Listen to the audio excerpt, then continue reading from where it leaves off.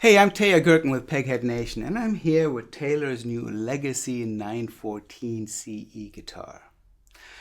This guitar, as its name indicates, is of course part of Taylor's new Legacy series, which is a line of guitars that revisits some of the classic models from the company's history. Now that Taylor has had its 50th anniversary, it's time to kind of look back at some of these instruments that have made Taylor what they are now, and especially with the last few years having been sort of dominated by the switch over to V-class bracing and kind of revamping a lot of the models. It's really fun to kind of look back at some of these guitars. It's a return to X bracing for these instruments, and while they're not exact recreations of any particular guitar in Taylor's history, it sort of takes the best parts of different eras of these guitars to create what is the Legacy series. And we've already checked out the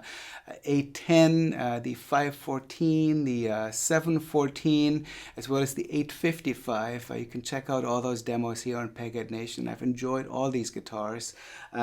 This one is perhaps, as a player, my favorite one of those instruments that I've had a chance to play. So let's take a look at it. So this guitar kind of represents the 900 series from what I think is about the early 90s to maybe the mid 2000s with this particular combination of woods and appointments. There was a very similar guitar to this 914 that led right into the V-Class series. I demoed one of them, I believe, in 2018. It was a guitar that looked very much like this, but had made the switch to V-Class. Now we're back to the original version of this guitar. And when I'm talking about this period of early 90s to mid 2000s, I'm talking about this particular wood combination and type of appointments. When 900s first came around, Taylor built them out of maple, very highly figured maple. I think that might have been as early as the late 70s, early 80s. Those were spectacular guitars. At some point, Taylor chose to use rosewood for them.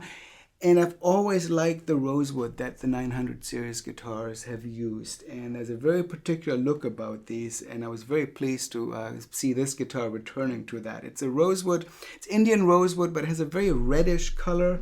I've seen some sets that were even more so than this. But even this, there's a type of quality to this wood that separates it from the woods that I would think of as an 800 series guitars or other rosewood guitars. I've always really enjoyed this. And it's accented with these really cool details. Of course, there's PowerShell purfling on these guitars, and that's something that 900s have always had. So we have the purfling goes all the way around the fingerboard extension. It's got a wide shell rosette, and in the case of this guitar, we have a return to what Taylor calls the Cindy inlay, and that is an inlay that Bob Taylor originally created for a guitar that he built for his wife Cindy.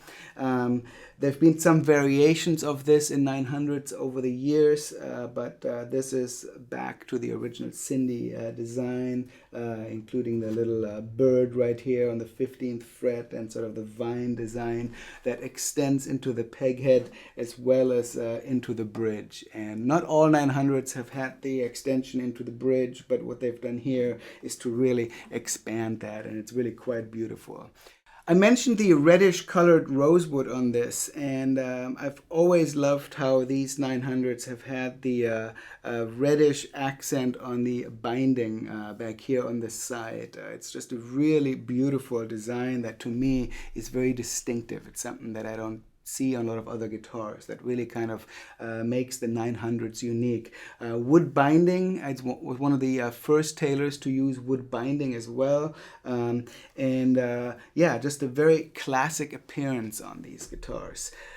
Now, this version, this Legacy 914, has an Engelmann spruce top, and that is also, again, in that era, 90s, early 2000s, that is what they used. An Engelmann spruce is a high elevation spruce, tends to be lighter weight while keeping the stiffness of other spruces, and it's a great wood, very light in color.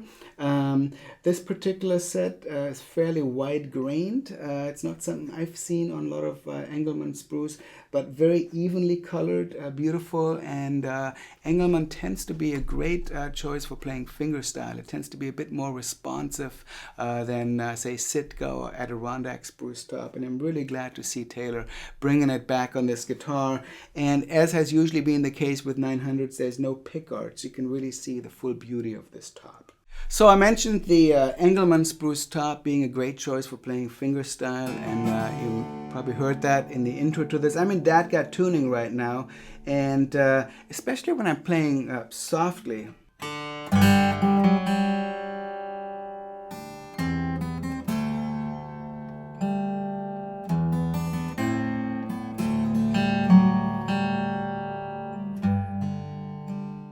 Just able to really develop a nice rich sound even at a softer touch.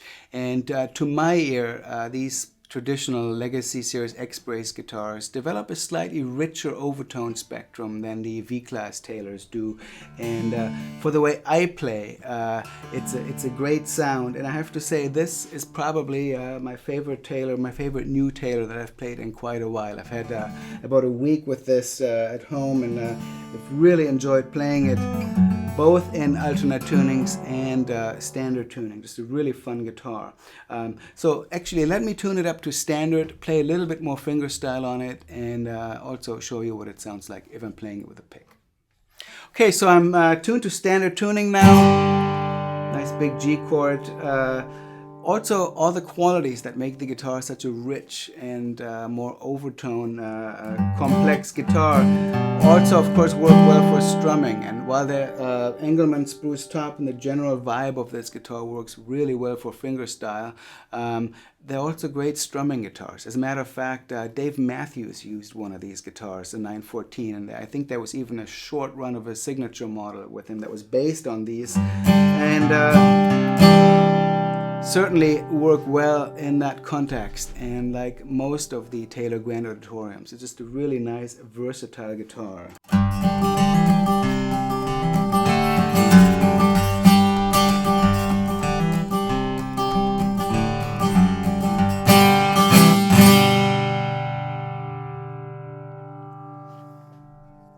So really fun guitar. The guitar does include LR Baggs Element VTC electronics with the controls here in the sound hole, simple Element under saddle pickup. The nice thing about this system is it doesn't require any holes in the side of the guitar.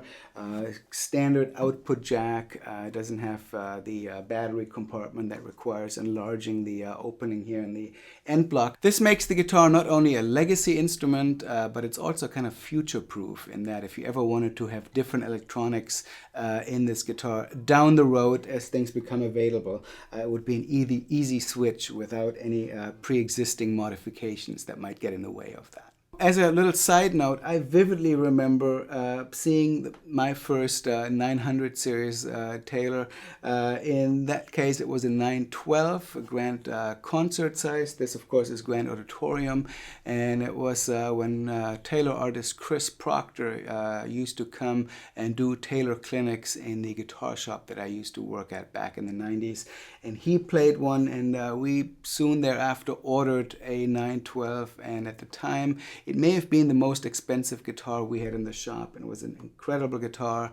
I couldn't afford it, but it's one of those guitars that I remember 30 years later, and so it's a lot of fun to come back and play a very similar guitar now. So that is the Taylor Legacy 914 CE. I think it's a great guitar, lovely sound, brings back the classic 900 look. I have a soft spot for these, and I've been having a lot of fun playing this. I'll go out and pick a little bit more in standard tuning on this, and if you're seeing this on YouTube, consider coming over to pegheadnation.com, not just for gear demos, but a wide range of courses and lessons, not just for guitar, but many stringed and fretted instruments. My name is Teja Gerken, and let's pick a little bit more.